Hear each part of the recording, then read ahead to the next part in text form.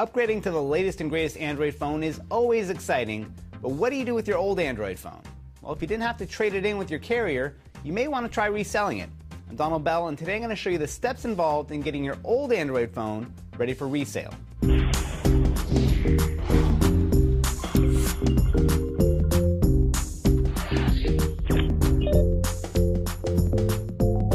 Before you put your old phone up on eBay or Craigslist, we're going to move all of your important and personal data off of this thing and then reformat it like it just came out of the box. I'm going to use the Samsung Galaxy S3 as my example. Let's start with what you don't need to worry about. You don't have to worry about your apps. Google has a record of all the Android apps you've purchased. So long as you're going to another Android device, you can download them all to your new phone at no charge. You also really shouldn't have to worry about your email. There aren't a lot of situations where an email would land on your phone and not also be backed up to your email host, especially common ones like Gmail or Yahoo. Now, if you're not certain about it, it's an easy problem to test. Just find an important email on your phone and then use your computer to look up that same email.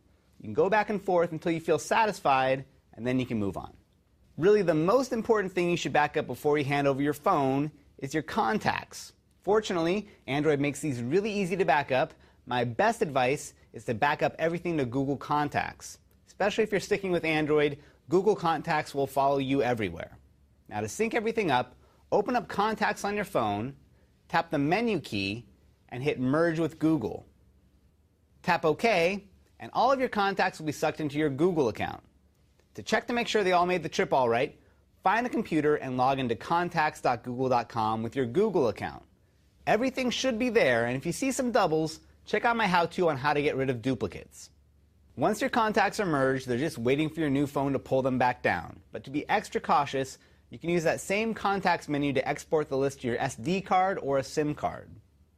Another piece of precious data you may want to back up are your photos and videos. There's a couple ways to do this, but the fastest and most effective is to connect your phone to your computer using the USB cable that came with your phone. On a PC, it should pop right up as a USB drive.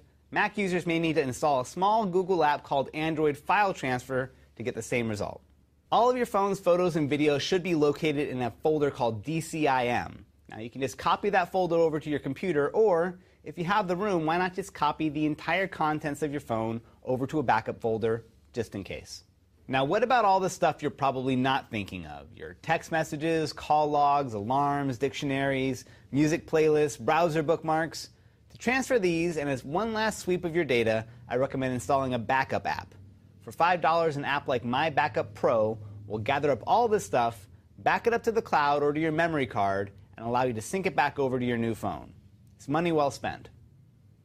So now that you've backed everything up, the next step is to delete all of your personal stuff from this phone. But before you do that, you'll want to remove the memory card and the SIM card so that they don't get erased and so that you don't accidentally send them to the next person. Now, first let's get the memory card out, which is probably either on the side of the phone or in the battery compartment. On the S3, you'll find the microSD memory card and the SIM card back here under the cover. Some phones might not have a memory card slot, or they won't have memory cards installed. But if you do find a memory card, make sure the phone is powered down and then take the memory card out. If you have Wi-Fi access, you can take out the SIM card too. Otherwise, you'll need it for one last step, and then you can remove it at the very end.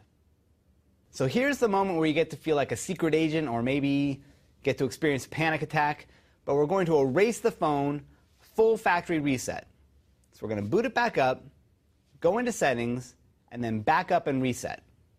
Some Android devices will have this under security or storage, so look around if you don't see it right away. At the top here, you'll see some options for backing up some Android data and settings to your Google account.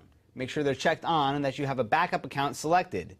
It may trigger a brief backup, but chances are if these settings were already on, that Android has been backing up these settings in the background all along. After that, the final stop is this button down here for Factory Data Reset. This will reset the phone back to its original state and delete all of the data on the device. Tap it, and you'll see a warning of some kind, but just remember, it's not deleting your accounts, it's just deleting any trace of you from the phone. You really don't want the next person you give this phone to have access to your personal accounts and information. When you feel confident, hit Reset Device. The phone will now reformat itself and restart. When it turns on again, you should see that same Welcome to Android screen that was there the first time you got the phone. Alright, it's finally time to say goodbye, So go ahead and shut it down one last time. Remove the SIM card if you haven't already. Clean the phone with a nice dry cloth. Gather up any cables or chargers that came with the phone. And if you still have the original box, that can help the resale value if you're selling this thing online.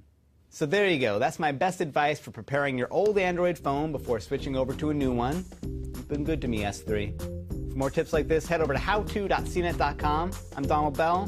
Thanks for watching.